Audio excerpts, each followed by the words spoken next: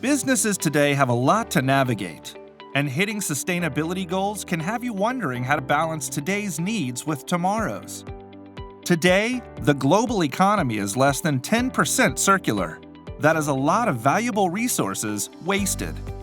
Your business may have more opportunity than you realize. Applying a circular framework to your business processes is a great way to get started.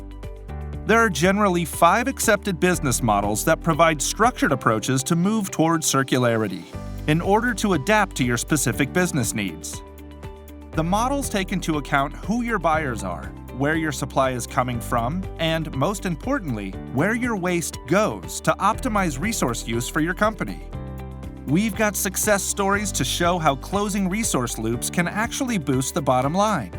Veolia partners with businesses from a wide array of industries to imagine and implement circular solutions. Not sure how it would work for your business? Our expert engineers can help you think circular. Learn more by downloading our ebook on the 5 circular business models. What resource loops can you close?